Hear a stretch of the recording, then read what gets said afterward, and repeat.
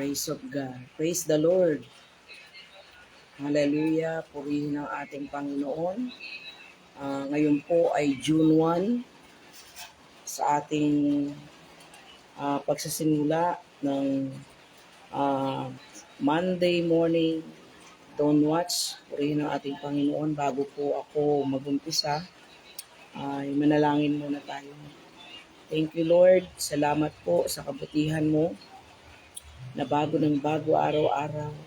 Thank you, Lord, sa walang hanggang habag mo, Panginoon, sa mga anak mo, sa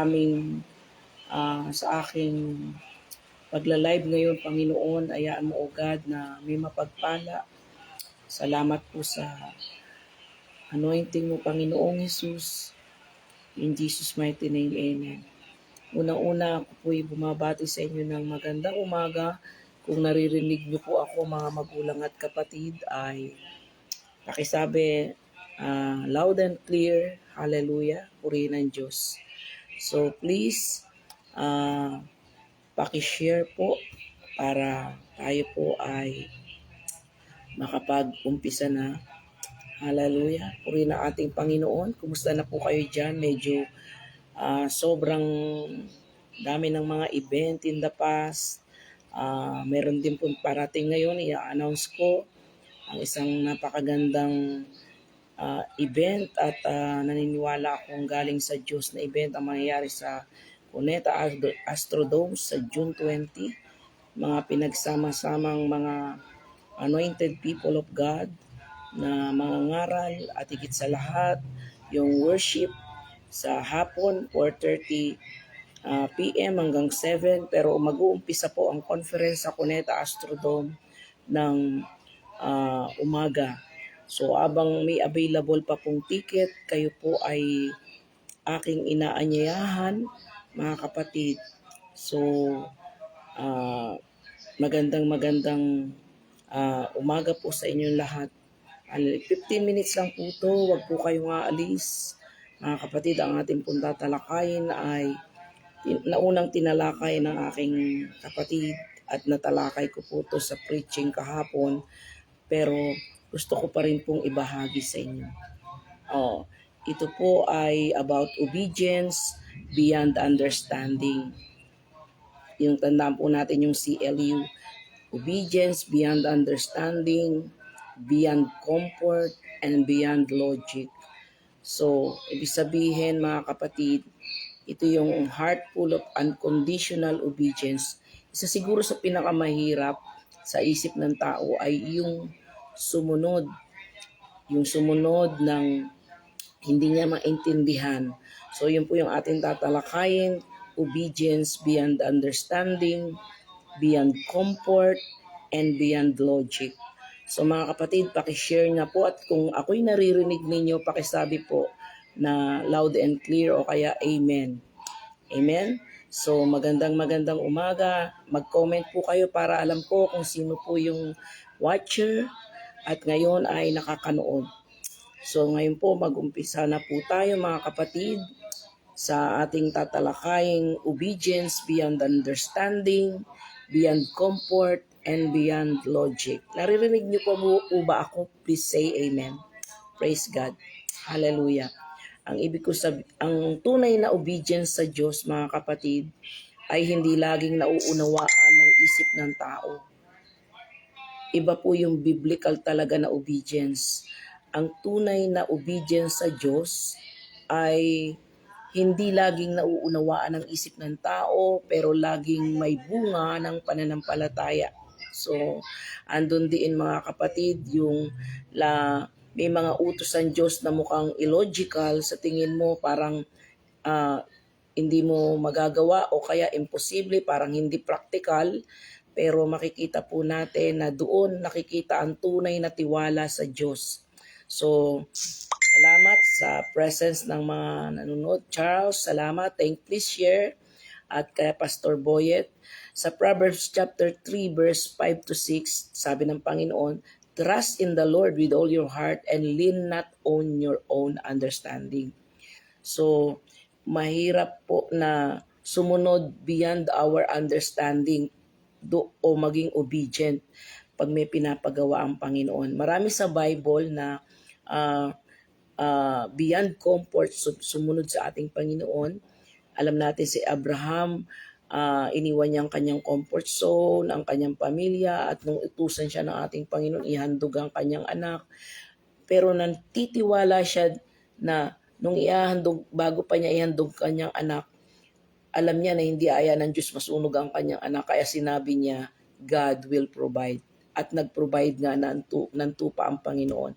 So, parang tingin mo illogical, bakit naman aayaan ng Diyos na ipapatay ang anak, di ba? Sometimes yung mga utos ng Diyos, hindi mo kayang unawain.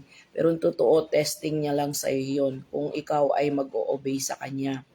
Now, and then meron ding obedience beyond logic.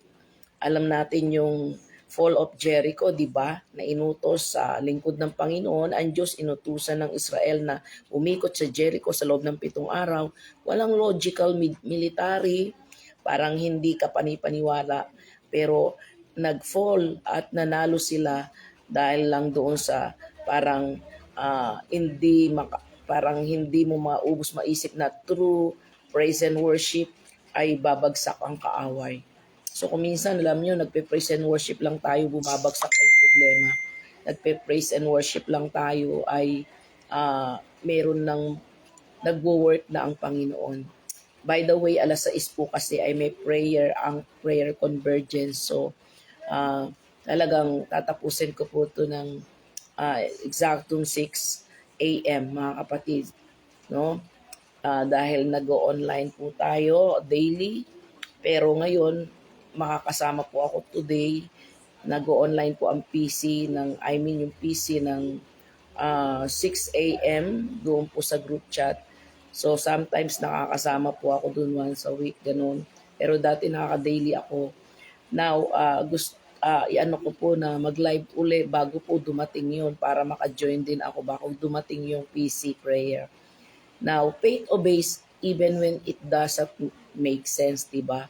Parang yung obedience beyond impossible situations like Cedric, Meshach, Abednego, pinapasunod siya na yung pinapasunod siya nung hari na sinasabi itatapong sa furnace yung lahat ng hindi sasamba sa Diyos na ginawa. Pero alam nyo, tinapon sila sa furnace. Alam nila dahil tumanggi silang yumuko sa idols, pero nanatili silang obedient kahit na alam nila ito ay magbubunga ng kamatayan. Can we obey God kahit na ang bunga ay kamatayan? Can we still obey God kahit na magugutom tayo? Can we still obey God kahit na inconvenient?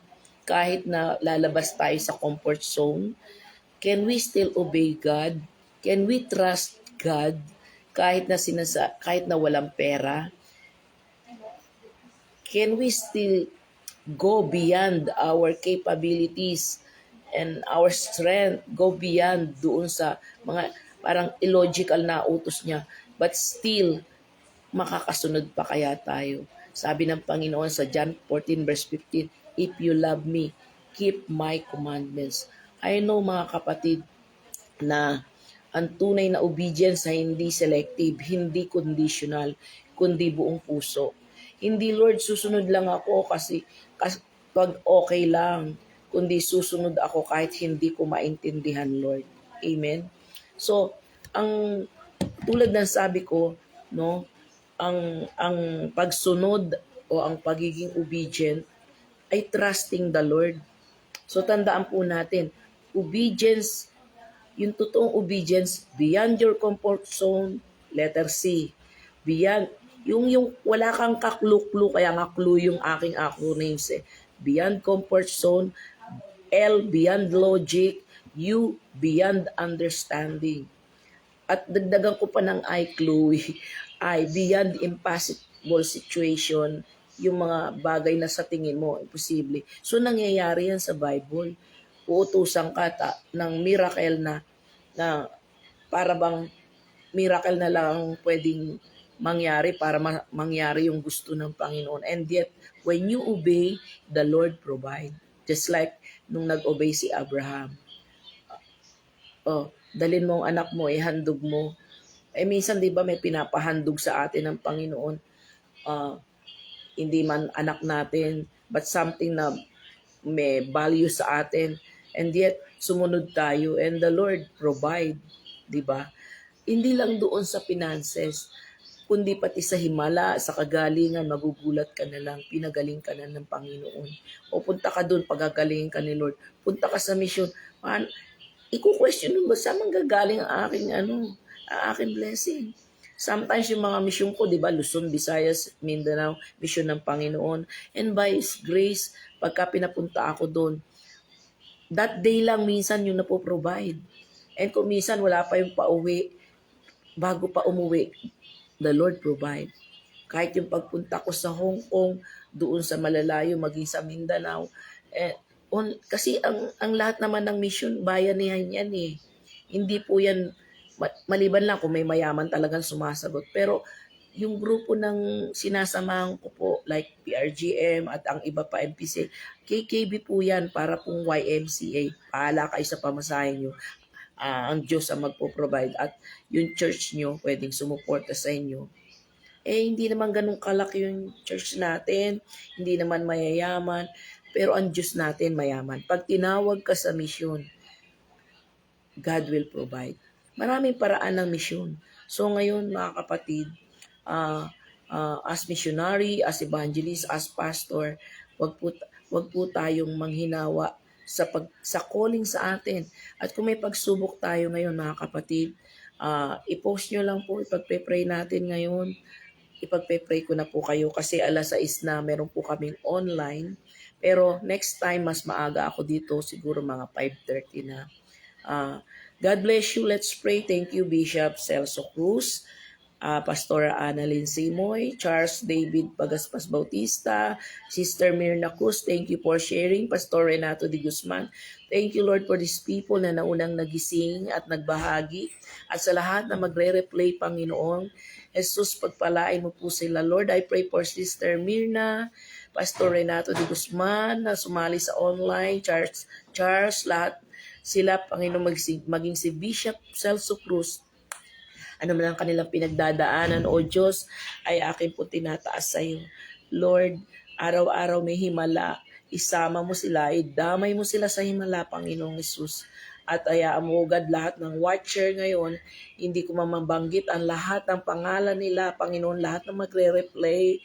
Ipatong mo ang iyong kamay sa katawan na may sakit ka at maging sa bulsa mo kung ikaw ay mapagsubok, and God can supply all your needs according to His riches and glory in heaven, and even more than what you need, angkinin mo na.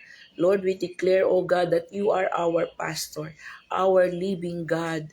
Ikaw ang aming pastor, hindi ka nagkukulang. Lagi mo kami dadalhin, Panginoong Hesus, sa sariwang pastulan, Lord God. At alam po namin na ang mga tungkod ginagamit mo sa amin, Panginoong Hesus. Ginagamit mo sa amin upang kami, Panginoon, ay tuwid. At ganun din po, Panginoon, hindi mo aayaan, O God, na bagamat kami lumakad sa lambak ng lilim ng kamatayan, hindi po kami maaano.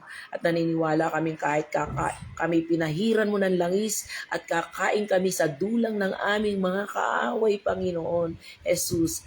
Lord God, yung overcup, yung pong cup of blessing, surely goodness and mercy will follow us all the days of our lives, O God.